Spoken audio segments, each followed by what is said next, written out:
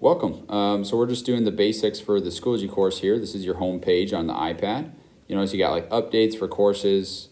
Down here you have all of your course lists. We'll come back to that in a minute. Here there's no ungraded items, so you don't got to worry about that. And then your calendar also shows you all the things that are due and when they are due as well. And this person's only logged into one course right now, so that's all we see. So up here in the 3-line tab, we also have access to messages, notifications, courses, things of that nature, and also our grades. So let's go to courses and then find our physical science course and look at that. So a couple things to note. Over here on the right, we got the same thing as the calendar. It shows you what's due and when it's due for each thing. On the left side, we have updates and grades as well. So if this person wanted to check their grades, they could click on it. And this is hypothetical. I just put in stuff. It shows day 1 feedback, 5 out of 5. Observation versus inference homework, 3 out of 5. That assignment's still missing. And then you have a 4 out of 5 on that one as well. Okay, so those are all items to look at.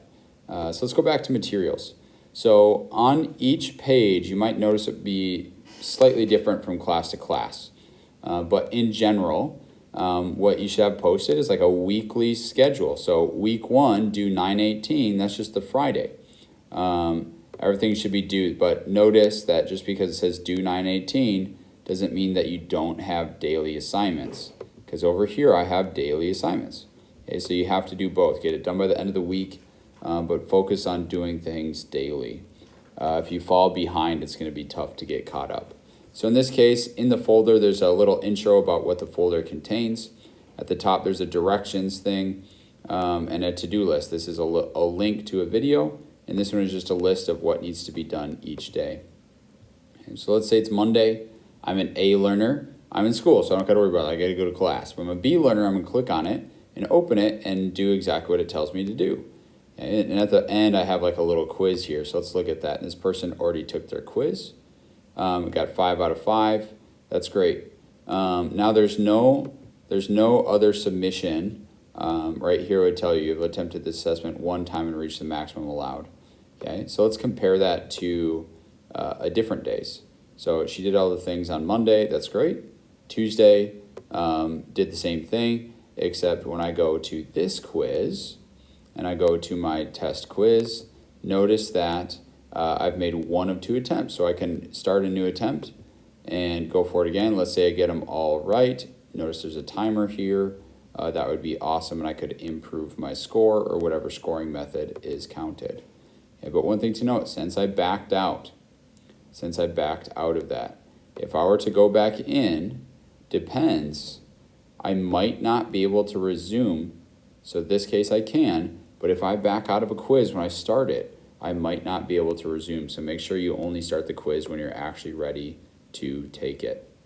Okay. So A people, you'd be doing similar things in class that day, depends on how your class is set up. Wednesday, you have something and something as well. There's a separate assignment or a separate video to figure out how to submit assignments. But that should be kind of the basics here. One thing to note is make sure that if you are struggling with something, that you get in contact with your teacher as soon as possible.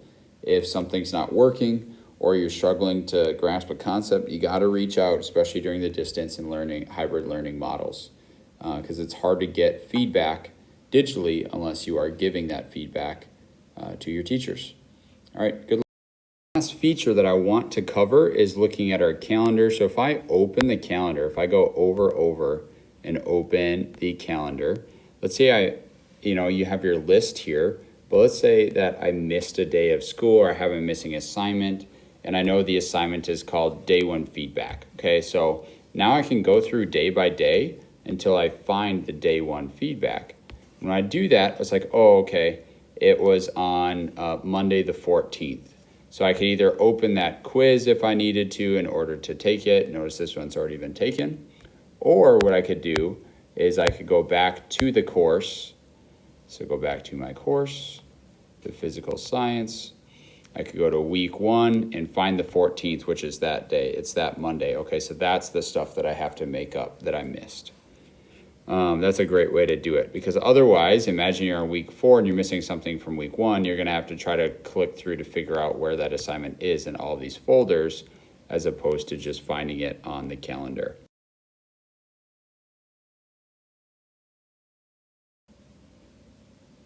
So very quickly, we're going to go over how do you make sure that you have notifications on so that you don't miss anything. So we're going to go over to our 3 dots and go back to account settings.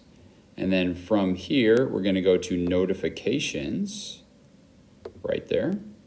Okay. And big thing to notice is that we have email and mobile. So you want to make sure your mobile are on as well, and it might ask you to register your phone. But in general, that's how you get push notifications on your phone. So you might not need every single one of these, but the biggest ones that I would say are course update posted, comments, assignment submissions, test submissions, that type of thing, or when course content is created.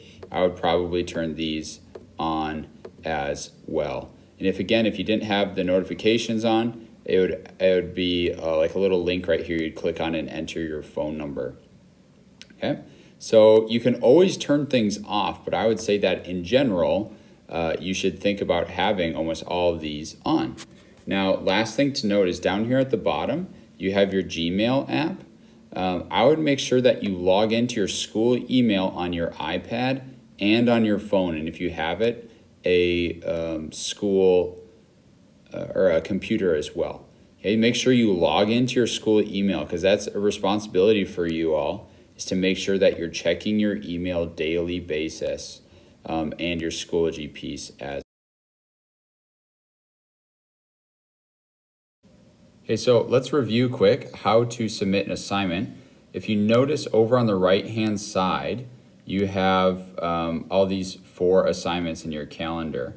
So let's go to this how to submit assignment and see that it's submitted right here. So I'm going to do the Think Like a Scientist, your order.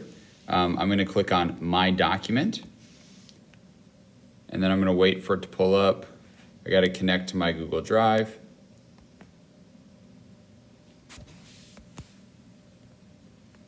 Allow. Here we go. Ooh, let's open it. Okay, and then this assignment will be whatever the assignment is. But then what I want you to do here is go back to Schoology and submit your assignment. Yes, submit. Okay, done. Now, how do I know that I submitted it? Let's go back to physical science page, to the course page here. What I want you to do is click on your grades tab. And then there's some assignments here, but the blue piece of paper that's right next to the Think Like a Scientist tab, that blue piece of paper tells you that you've submitted it. And if I were to grade that assignment, then it would show up with your score there. So let's pause really quick and make that happen.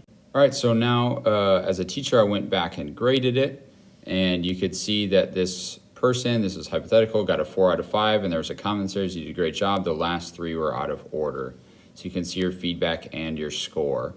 The score, as you notice, wasn't there before. The way I know I submitted it is if there was a blue sheet of paper, and again, the way I got there was by clicking on grades on the left side. All right, so remember, there are 2 ways to submit assignments. The first one we've already gone over, where you have to log in, click on your document, open it, right? And then type in your answers, etc., etc., etc., right? So one thing to note about this is if there's an assignment where this isn't linked. So let's go through that really quick. So let's say we submitted that assignment. Okay, that's one way to do it.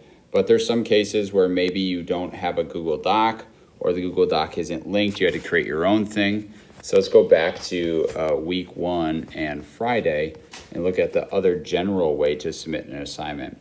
So this way, if I generally submit an assignment, when I open it, notice this is what it looks like. Okay, I don't want to post right here. That's just a comment. I have to go over here to hit submit assignment. And when we do that, I can upload, I can create, I can add a resource.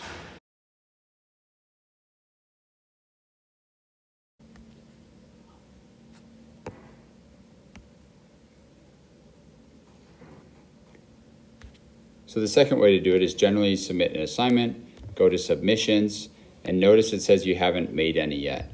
So here when I hit plus sign, I can create a submission that's just like typing. I could add a photo or video of some kind from your camera roll and so forth.